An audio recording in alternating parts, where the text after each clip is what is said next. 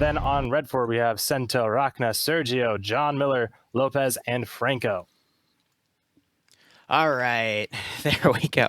All right, mine just fully transitioned. Hope everyone is doing okay. I'm with Barbarian, and this is ESM. It is a 6v6 match. Barb already went through to talk about the two teams, so we'll see how everything goes, and hopefully we'll not have any more technical issues. Looks like my script's working though, thankfully. So hell yeah, good to hear. So yeah, this is, like they said, this is 6v6. This is multi-life, first to 30 minutes or first to 5 captures from either side. And yeah, so we're already starting to have first blood there. Keeling getting blood on Sento. So we're starting to see the two teams engage around this midpoint here. And Seals, they are new to ESM. They have not, I don't believe they have played in a tournament. Meanwhile, 16th AA, they are a Keeling bit more getting 2 kills there. Veteran. Ooh, good double kill, yeah, from Keeling there. And McPherson on the other side, making a hole, trying to push through, but John's going to catch him out. But anyway, again, can we go over the blue 4 and op 4 teams if you don't mind, Barbarian, just to break them down? Absolutely. So it's very basic, much more simple than FNF. Everyone is able to choose whatever weapons they want. On blue 4, we have McPherson, Ben, Hogg, Keeling, Flanagan, and Duke. And on red 4 for Seals, we have Sento, Rachnas, Sergio, John Miller, Lopez, and Franco. And Keeling really doing some good work. Already seeing him with 3 kills, pushing on that northern side.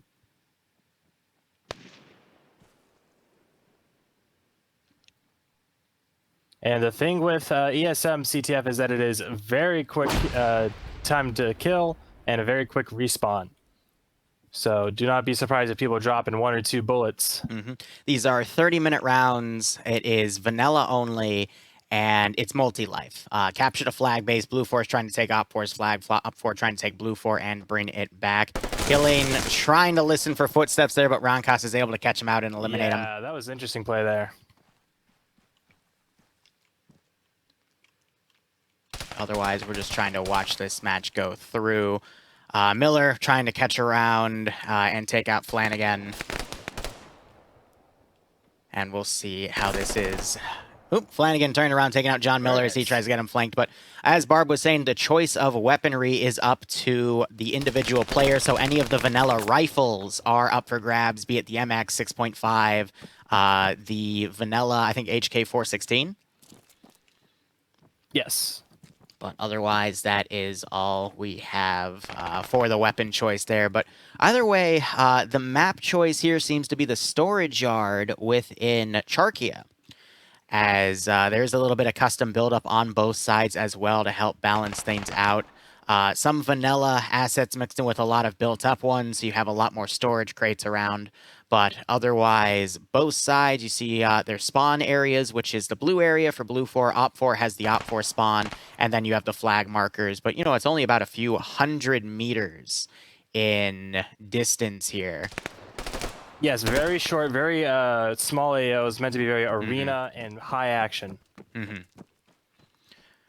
Otherwise, it looks like some of my viewers are saying there's a little bit of buffering issues. That, I guess, is just onto my internet, because everything else, I mean, is the same as is. Yeah, OBS is saying like you're coming in fine. OBS is saying I'm coming in at 7.5 kilobytes a second, which I think might be the issue because it's supposed to be hard capped at 6K. So it might be coming out with too much information that Twitch servers aren't able to handle. That's why you're getting a bit of buffering. So during our break, I will try to amend that issue. But I'm pretty sure that's just an input issue with Twitch, and I guess my OBS is putting up too much. So I'll try to fix that later. But I've been noticing the same people being super aggressive here. You've got Hogg and Ben for blue 4 as well as Duke playing defense around their flag, whereas op 4 seems to have Lopez, Franco, and Miller doing it, but we're still seeing the same 3 names from both sides going at it in the center. Sergio, Sento, and Rachnas for op 4, and then Keeling, Flanagan, and McPherson for blue 4. So both sides playing a pretty big mirror match here. Flanagan, I think, is going to hear Sergio's footsteps, immediately headshots him, and then comes around again. But otherwise, I mean, it's a great use of just trying to listen for your enemy, hold still, try to watch a corner, but if you hear those footsteps, immediately turn around and take them out. Rockness getting taken out by Hog there, another good defensive play, but immediately I see Flanagan taken out. So if both sides continue to push 3-on-3 while they're keeping the other half of their player base on defense, I think we're going to see a pretty nastily drawn-out stalemate unless one of the sides gets lucky and is able to take out multiple players from one side or the other. So. Yeah, so what I'm seeing from Seals is that we're seeing Franco stay back and play defensive. He's trying to keyhole the flag there from that window. And he has a decent angle, but those red crates right in front of him are a very obvious and glaring blind spot. And if he's the only one playing defense, no, Lopez is also playing defense if he's got the other side. So we just had Miller miss ID and kill his buddy Sento there. This might be one of the opportunities McPherson was looking for. As I was stating earlier, he's going to get really close to this flag, potentially having 2 more defenders to go against. If he turns right, he'll see Rackness and Sergio. But at this point, you want to ignore as many players as you can. Use the route that you came in to pull back. Hog might be able to be in a position to assist. But again, it's going to really be against Lopez and Franco here for McPherson. I'm not sure if he'll be able to get this. You got Sento coming out. Yeah, and so Sento, if he comes down this way... Hog gets taken out by Sergio. Sento spots McPherson and takes him out, and that is Blue 4 repulsed. So, I mean, it's going to continue to be a stalemate in the center here. You got Keeling coming around on the south. He's been doing pretty good. Might catch Sento out of position on this corner. He attempts to, and he gets the kill. Lopez coming around, though. Keeling in a middle of attack reload. Managed to get the magazine in. Keeling gets crippled and then flanked by another direction. That was Miller coming around on the southern side of the map. All right. Not bad. Not bad at all there. John Miller coming around on the southern side. Flanagan trying to come around. Meanwhile, on the northern side, you just had Sergio get taken out by Hog. Miller and Flanagan bypassing each other. Miller neither turning around. This is the fog of war. Miller now focused on trying to kill McPherson. Flanagan hears those shots and kills him. Nicely done. Hillary Clinton, 2 shots to the back of the head. I ruled it as a suicide. But otherwise, now Op4 only has 1 guy towards the flag location. I mean, with these first few minutes, you got both sides, you know, balanced in the play of offense and defense. I think whoever starts committing more forces from defense onto offense first is going to have an early advantage, might be able to take the first flag point, and then if they play balanced for the rest of the game, I think they'll be able to win this round. But otherwise, Hog repelling this northern attack by Op4. Sento coming around. Side, Hog immediately runs to cover. I don't think he heard Sento, but he's going to hurt Sento firing here. He takes out Duke, only for Hog to take him out. Keeling was also in position in case Hog went down. And then you got Flanagan also getting up to this corner. I've been noticing Blue 4 has been a bit more aggressive and successful in their pushes, getting on top of the flag a little more often. Yeah, real quick, Flanagan just takes out Lopez. He's in a fight with John Miller here. Franco's the only other defender. We're starting to see the reinforcements come in from the spawn, though, so they're going to have to be quick to find a defensive spot if they want to try. Blue 4 has to push the rest of their forces up, get that front line. They might be able to take the flag here. Keeling getting taken out by Rockness. Nice, yeah, Rockness got crippled there, too, so he was able to keep his composure. Very nice. Miller about to come around. Flanagan camps that corner, takes him out. He immediately starts pushing. Franco is stuck in a grenade loop as Flanagan comes around. 3 shooters on Flanagan. The grenade ends up getting a McPherson flanking Sento. Lopez trying to get a shot on Ferson, but Lopez gets taken out. McPherson running to get the flag. Franco camping that corner. No, Franco is dead. Rock is coming around. Rockness is able to stop McPherson there. Very close call, but at least Blue 4 is getting the touches on the flag. Rockness getting shot in the back by Hog. Really close there from McPherson. If he got that last kill, he would have been able to run it back home free. Most likely, yeah. But even if he was able to touch it, that's what the deal is with ESM CTF, is that even touching the flag and getting it into your team's hands does count towards overall total. Of course, captures and scoring it is worth more, but if it's a tie, then it'll go to whoever touches it. But I don't think they even got the touch because I'm not seeing a point tally on there. There was there would have been a pop up. You would have known. Very, very close. Keeling getting taken out by John Miller. John Miller, though, immediately gets flanked and eliminated by Duke. Now Op4 doing a little bit of a counter push, taking it to the middle. Sergio just got a kill on Ferson. Cemento might be able to come around and get a kill on Duke if he fully clears that corner. He's going to fully clear it, and he gets the shot and kill on Duke as Duke was trying to eliminate Rockness. Now we've got 3 Op4 guys coming up. Flanagan might catch Rockness out of position here, though. Yes, he will. Yes, he will. It's a great drop. Going to push back to try and chase Sento, I think. I think he's going to think that Rockness was the shooter there, and then we have Hog coming into the AO. Again, getting right on top of the flag position. Yeah, that time he gets it. He did get the touch. All right, so Blue 4 getting 1 touch there. If it still stays 0-0 for the rest of the match, Blue 4 will win the round. I believe, again, Blue 4 is 16 AA and Op 4 is ESM. Yes. Or ESP. ESP España, seals? not ESM. Gotcha. Because they're a Spanish community, correct? That's what España means. Yes, I know. I'm so sorry. I don't cover that many Spanish communities. Rocket going over. It's an HE round. A little high. McPherson trying to go again for the flag to get the touch. Unable to grab it. And you have Sergio there almost getting the blue flag there. Gets right to the flagpole, but unable to get the touch there. Barracks, yeah, stops him. So one thing I want to bring up just quickly for my stream, I do have a custom color pack. I've always had it. You don't really see it in Arma except when you're buying all these crates, which is why it looks a little more colorful on my perspective than the average Arma game.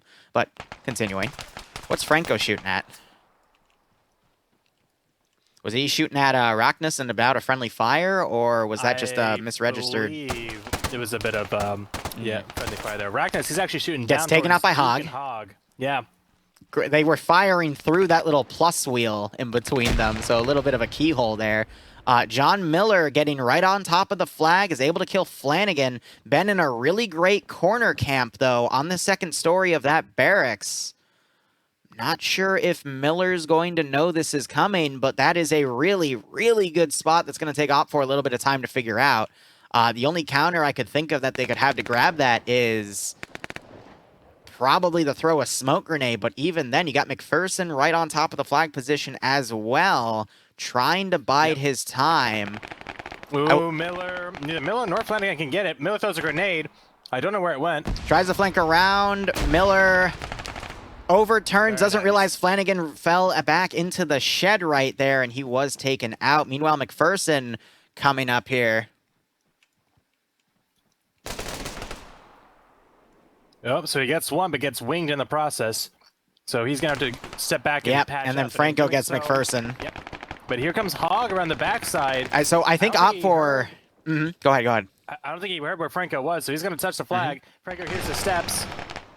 And again, gets touch there for Blue 4. But gets the touch. Meanwhile, Op4 trying to flank around and get into the barracks building, but that attack was quickly stopped by Flanagan and Ben. So again, we're seeing Blue 4 just slightly more aggressive here. 16 AA getting a little bit ahead of ESP, but still a lot of time in this round. We've still got 13.5 minutes out of the 30. And we could see Op4 bounce back because I think they're starting to wise up to that barracks building because that stopped them from touching the flag twice. And usually that's been Blue 4's only defender on the flag because we've seen Blue 4 16AA transition into being very aggressive here. Rockness immediately getting picked off by Hog. Yeah, he was being really aggressive on his own, and Hog just gets him out of position. I would say for an event like this, you got to make sure you have no one immediately together because then they're probably going to, get both killed at the same time. John Miller taken out by Flanagan there. But you still have to keep people within, I want to say, 10 or 20 meters to at least be in positions to support each other. You want to go in kind of as a battle line, pushing the enemy's defenses until you can get on top of the flag while the other half of the battle line distracts them. But, I mean, as I'm saying that, we have Hog and Flanagan cutting through what Op4 is sending up, and this is just showing you why 16AA on Blue 4 are doing slightly better than Op4. It's because in those 1v1s, Blue 4 is just slightly more accurate with their shooting.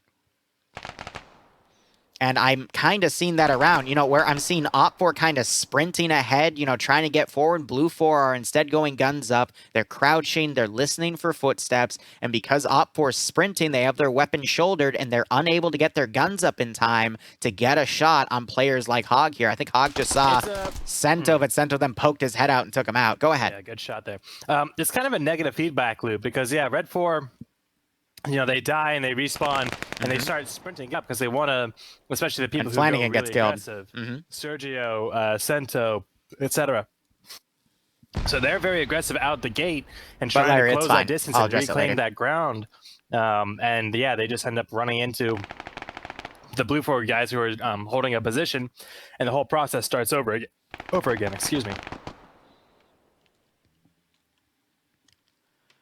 I do So, find yeah. it's a little hard to, follow individual players here. I'm trying to keep more of a bird's eye view because just everywhere along this large battle line, you're seeing contact.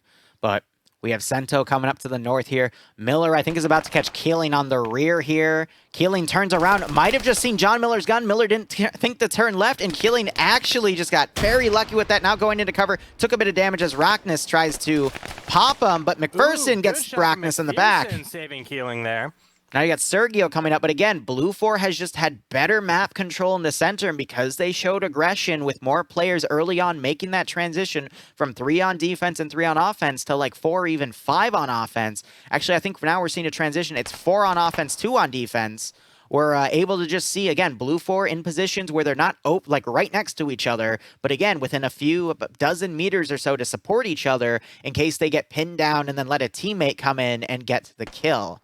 Oh, here we go. Lopez and Sento now pushing up on Keeling. If Keeling can stop these two from pushing this way, that could be big. Meanwhile, McPherson gets the kill on Arachnus there. Hog and McPherson going to go for that. Keeling's going to hear Sento's footsteps. Yep, running along that outside perimeter. McPherson and John trying to get each other. Yep, Sento went down. Lopez, I think, just got... No. Oh. They just trade? Yes, they did. Yeah, that happens sometimes. So you got Hog in position here. He gets Franco. No one's covering the flag. Keeling needs to watch his rear. Quickly turns around, tries to get Sergio. They trade. 180. Blue 4 might be able to get the flag here. Hog gets the flag. He's running for it.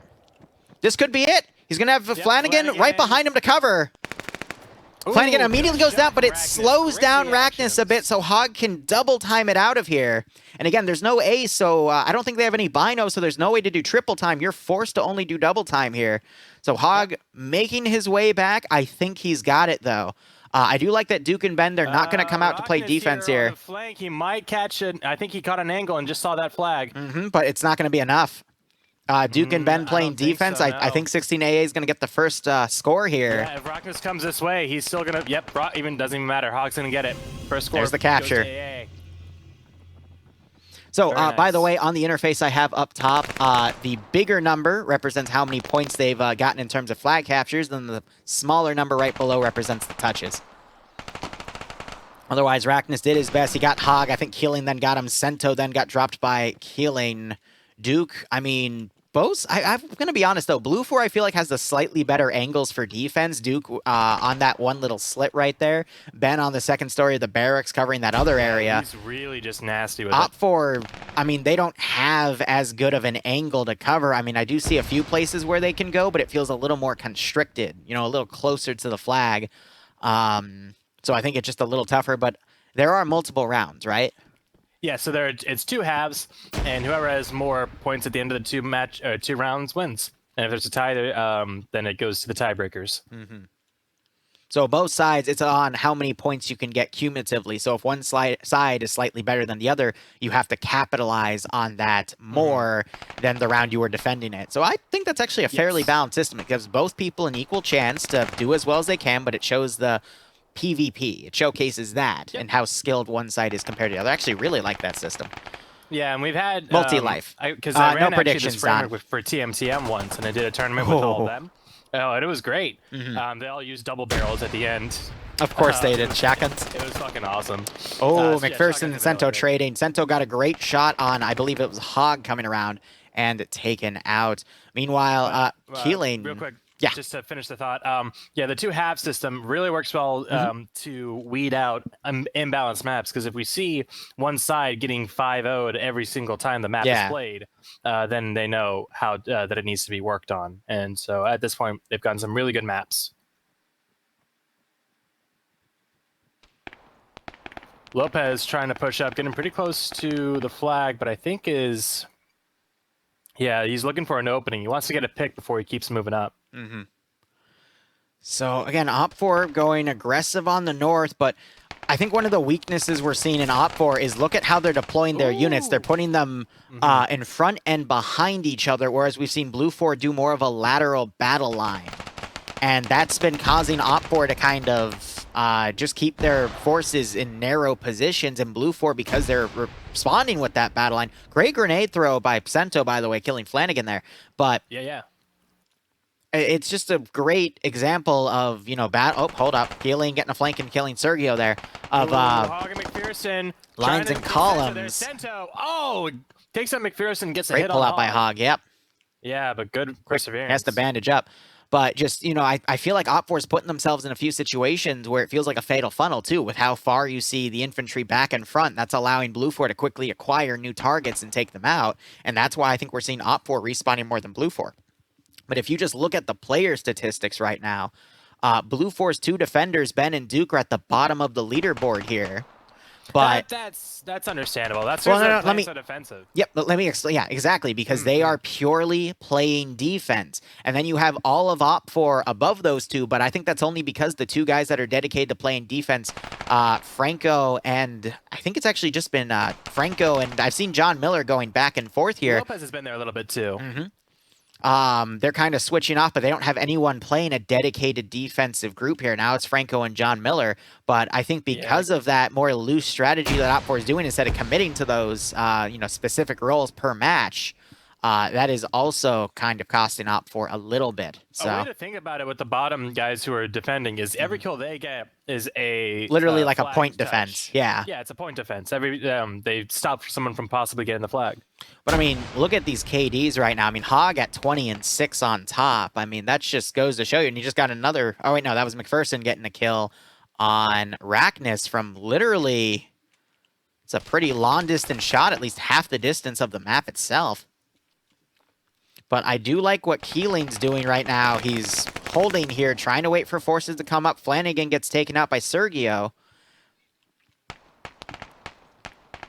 Otherwise, Sento, I think, just got dropped by McPherson and Hog. It was McPherson that got the kill, but, I mean, it's good to be able to extrapolate the data of the leaderboard here, but, you know, the score points are like this because the Blue4 just seems to be slightly more aggressive, but also having some slightly better tactics here in their PvP. I think Keeling just tried to kill Arachnus. He just exposed himself, so he's going to make a run for it.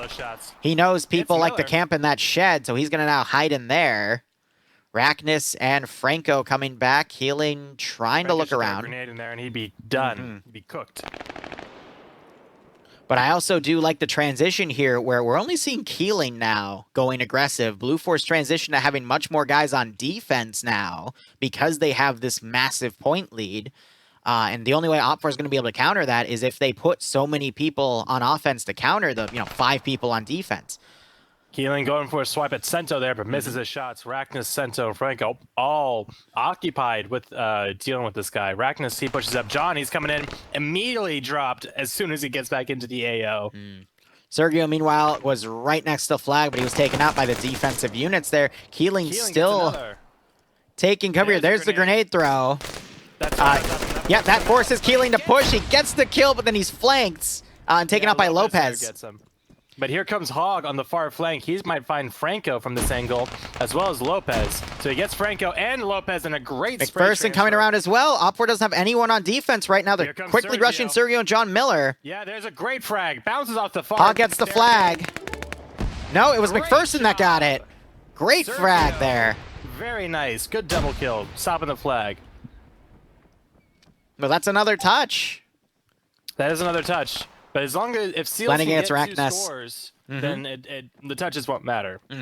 If that makes sense. I don't think the Seals are going to be able to get the 2 flag points on here. I think their best bet is to, when the round switch, realize where Blue4 had those really good defensive spots and either attempt to use them or come up with some on their own. Because I feel like I'm going to go with cardinal directions. Eastern side is slightly better to defend compared to the Western, just because the Eastern is a little more open. There's more spots and angles you can cover the flag from, and the Western one just feels a little more cramped to me. See a little bit more information about the scoring system. It is cumulative. So obviously, first half, say 16th AA, they get 1 flag score this round. Next round, Seals are going to need to get 2 scores if they want to win the match, because they need to overcome the 1 score that AA got in the first half. I think they can do it, though, because if Blue 4 is only able to get, 1 point on the board here at 16 AA, that means they're going to have to defend that AO a little bit harder, but we could still see the Seals on Op 4 really change up their tactics here. But we're not going to be able to know that until the next round starts. So 4.5 minutes remaining. I think if 16 AA on Blue 4 could get one more flag capture, they're looking really steady for actually winning this entire match here for their first round. We will see. And this is a double elimination, so if the Seals lose Similar to this FNF match, Titans. they have there'll be a loser's bracket that they can redeem themselves in. McPherson redeeming himself for right there. Great shot to Arachnus, and he's looking to open up this AO, or the flag, along with Hog.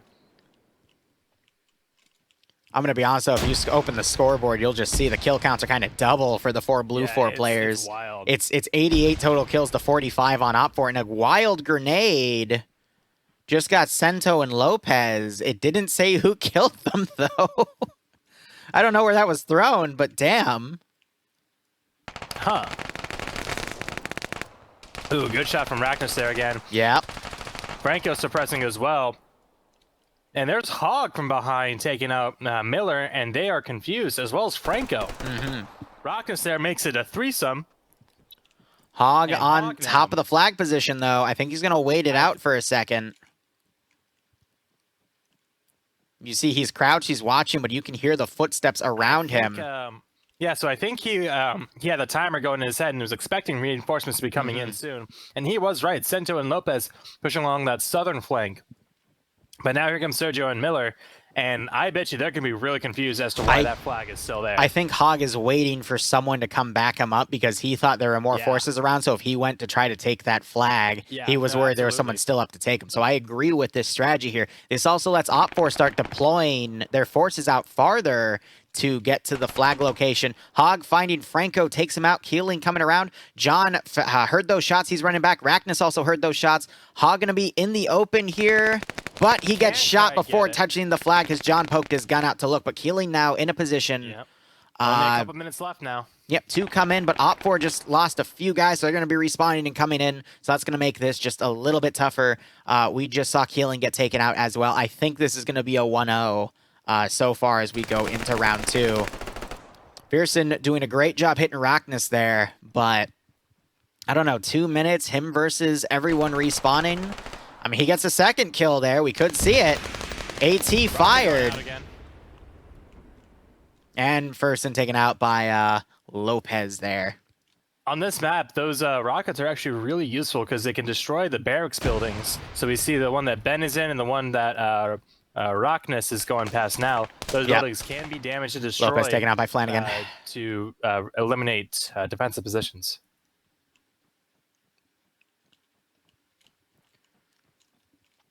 Hog, I think, noticed Miller coming around. Keenigan's going to catch him out in the open, though, and takes him out. Again, it's just the level of play that you're seeing Blue 4 16 AA doing compared to the Seals on Op 4. Just Blue 4's tactics of the battle line. Blue 4 just stopping and listening for those footsteps, keeping their gun steady, but if they hear the footsteps behind them, they're quick to turn around. I feel like there's communication, though, because when I see one person notice a guy across the map, I instantly see the guy near the Op 4 contact turn and start focusing in that direction. So I just feel like there's better cohesion overall with 16AA for this round, on top of the fact that their AO is just slightly better on the defensive side because it's a little more open. There's a few more hidey holes. Yeah, but I think it's more maze-like over there. I'd be curious to see, though, how these guys attack that AO next round. Yes. With this cohesion. So you got Keeling covering. He immediately catches John Miller. Gets wounded because he wasn't able to land a kill as quickly as he wanted to. 30 seconds remaining. Op 4 still has a chance to score here. Arachnus might get a flag touch, but we still have Duke and Ben on defense as he goes. I don't think there's overtime. I think 30 seconds here is going to be it. Flanagan's going to go for it. Gets the touch. And is immediately shot in the back. And he gets just double teamed there. Duke and Ben both just shredding him. 3 seconds. And that is it. Game is over. AA getting 1 capture, 5 touches. Navy ESP unable to get anything, but I think that was a great first round. It was a great showcase. Both sides did really well, in my opinion, but AA just had slightly better cohesion overall. Oh, they have a little victory thing with a little middle finger flick off. That's hilarious. Yeah.